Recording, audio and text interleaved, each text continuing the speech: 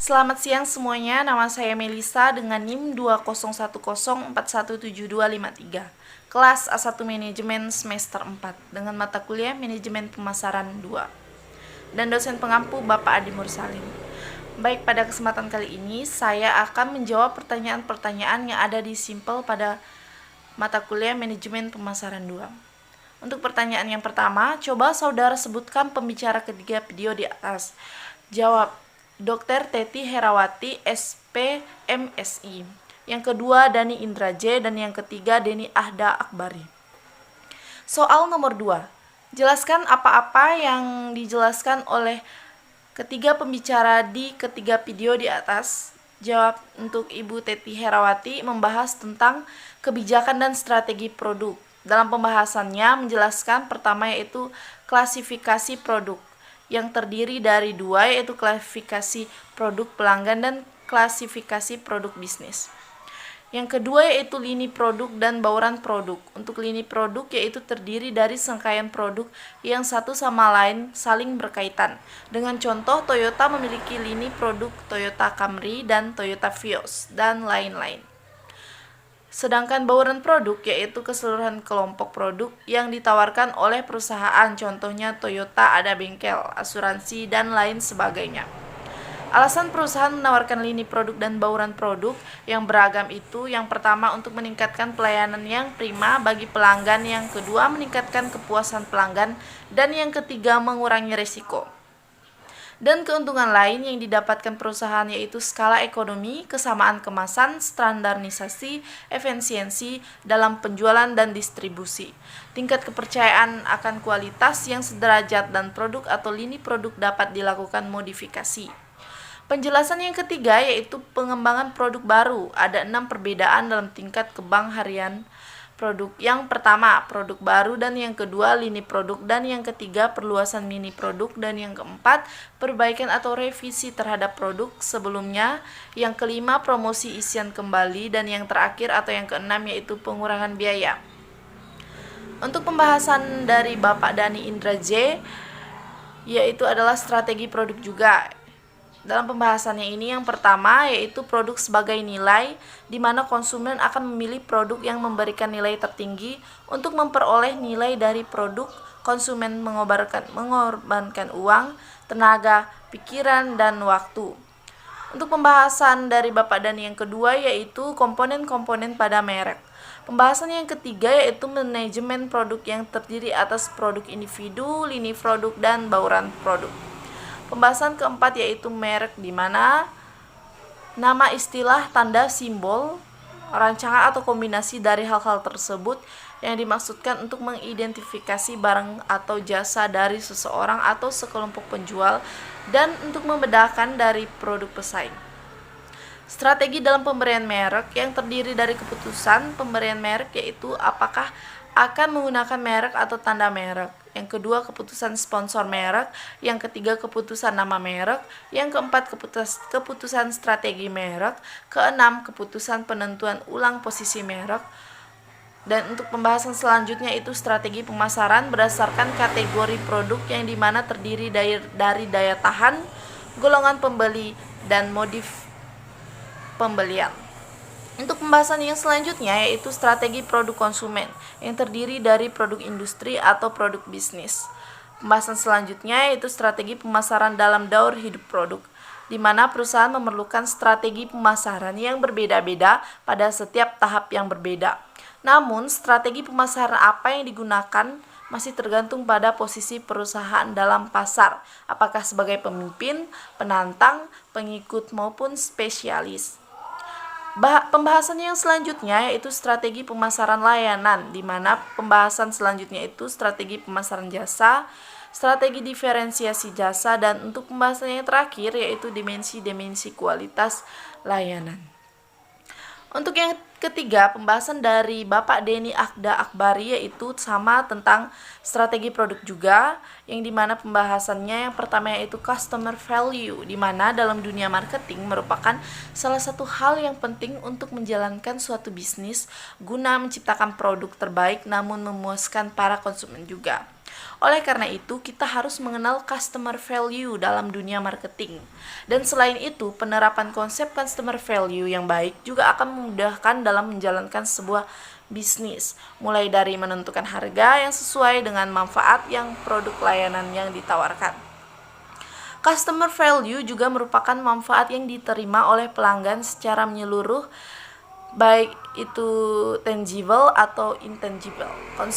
Customer value terdiri dari 4 jenis, yaitu functional value, monetary value, social value, dan physiologis value. Customer value juga bisa diartikan adanya suatu kombinasi antara manfaat fungsional terhadap suatu barang dan manfaat emosional atau suatu produk. Artinya setiap produk harus memiliki dua fungsi, di mana pelanggan yaitu fungsional dan emosional dengan cara mempertimbangkan kedua manfaat tersebut. Maka setiap pengusaha akan merasa terbantu dalam menempatkan produk mereka, dan pengusaha pun nantinya akan lebih semangat lagi dalam meningkatkan customer value. Segi manfaat atas suatu produk sebelumnya mempromosikan adalah hal yang sangat penting dan harus dipikirkan ketika ingin memulai suatu bisnis. Kita juga harus memastikan dan mengetahui kompetisi di pasar tentang produk yang hendak kita rilis. Dengan mengetahui kompetisi atau produk dari kompetitor bisnis, maka akan memudahkan dalam memproduksi produk yang mampu memenuhi nilai fungsional atau benefit dan emosional benefit. Customer value juga adalah salah satu bagian yang sangat penting dalam suatu bisnis, karena tingkat kepuasan pelanggan sangat berpengaruh atas kesuksesan bisnis. Jika banyak pelanggan yang merasa puas, maka bisnis yang kita jalankan akan mendapatkan pelanggan yang loyal, dan bisnis pun tentu akan bisa diperluas dengan mudah, karena sudah banyak pelanggan yang percaya pada produk yang kita miliki. Untuk selanjutnya yaitu faktor yang mempengaruhi customer value. Customer value pada suatu produk atau jasa sangat dipengaruhi oleh berbagai macam faktor, baik itu dari segi target konsumen maupun sisi pembisnis selaku pengusaha. Beberapa faktor tersebut diantaranya adalah fungsi produk atau layanan unit selling point, harga, kualitas, sumber daya produk, branding, dan pemasaran preferensi target pelanggan, tingkat penghasilan target pelanggan, pengalaman target pelanggan dalam menggunakan produk atau layanan yang sama. Pada beberapa poin di atas terdapat 3 faktor yang sepenuhnya berasal langsung dari target konsumen. Itu artinya ketiga faktor tersebut tidak bisa kita kontrol. Pembahasan yang selanjutnya yaitu cara mengukur customer value. Cara untuk mengukur customer value terdapat beberapa cara yang bisa kita gunakan. Dari banyaknya cara promosi yang saling sederhana dan mudah adalah customer value sama dengan manfaat dikurangi harga. Rumus ini mengartikan bahwa semakin besar manfaat yang akan diraih oleh konsumen dengan harga yang sama, maka akan semakin besar pula tingkat customer value-nya. Untuk pembahasan selanjutnya adalah tips mengembangkan customer value.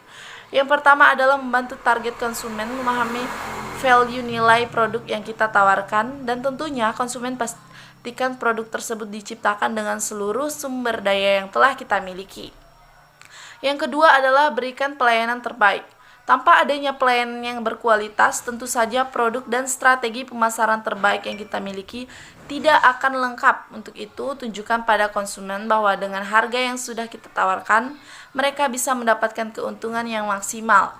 Dengan contoh, jika berjualan online, cobalah berikan estimasi waktu pengiriman dan pastikan barang tidak datang terlambat. Di sisi lain, pastikan agar kita mampu mengemas produk secara rapi dan aman. Dan yang ketiga adalah meminta masukan dari pelanggan yang lebih tahu atas kebutuhan konsumen. Karena konsumen itu sendiri bukan pengusaha, oleh karenanya cobalah minta masukan dari beberapa pelanggan terbaik. Masukan ini bisa kita gunakan sebagai bahan pertimbangan dalam memproduksi barang atau layanan yang lebih baik lagi, sehingga kita juga akan mampu meningkatkan kesamaan value-nya. Yang keempat adalah ciptakan unique selling atau poin baru. Sebelum ditikung oleh kompetitor-kompetitor bisnis, tidak akan sampai-sampai saja. Mereka akan mencoba juga menawarkan suatu terobosan baru yang ada pada bidangnya. Mereka pastikan selalu mencari celah sempit agar bisa memenangkan persaingan dagang dengan kita. Jadi, cobalah untuk memikirkan ide yang nantinya bisa dikembangkan lagi. menjadi di unit selling point dan value baru. Sebelum kita dahului oleh kompetitor-kompetitor tentunya, guna memulainya, kita mungkin bisa meminta saran dari pelanggan. Dan yang ketiga, lakukan branding. Customer value akan selalu berjalan berdampingan dengan branding.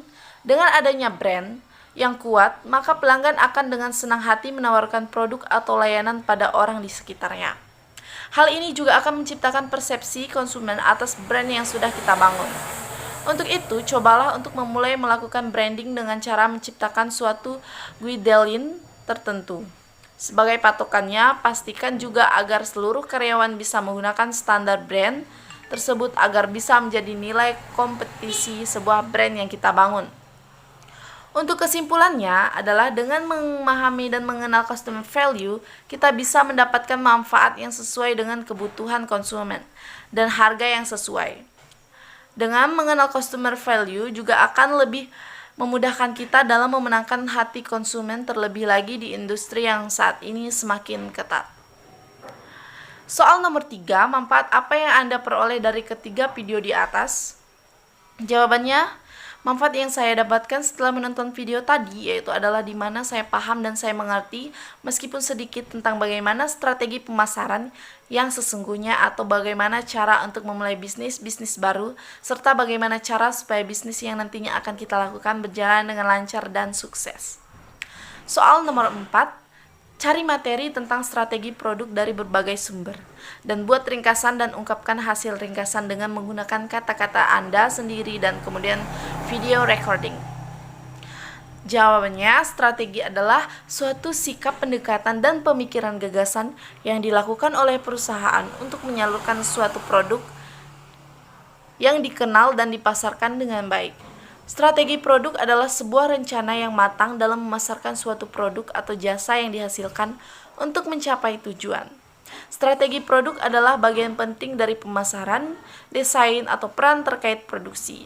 Strategi produk yang kuat adalah alat penting di setiap perusahaan yang digerakkan oleh produk. Cara membuat strategi produk yang efektif yaitu yang pertama, pelajari pasar. Mengartikulasikan visi, fokus pada solusi, berkolaborasi, lakukan penyesuaian secara teratur, kenali pelanggan dengan baik, melakukan promosi yang tepat, menjalin hubungan yang baik dengan pelanggan, bangun tempat usaha yang strategis. Untuk cara meningkatkan penjualan dengan cara yang tepat dan lebih efektif efisien, yang pertama memperhatikan kualitas produk, yang kedua memberikan pelayanan yang baik untuk pelanggan, dan yang ketiga gunakan promosi yang menarik, yang keempat gunakan aplikasi digital, yang kelima memperdalam strategi yang dilakukan kompetitor. Oke, baik, sekian dari saya. Mohon maaf jika ada kesalahan kata, mohon dimaafkan. Terima kasih.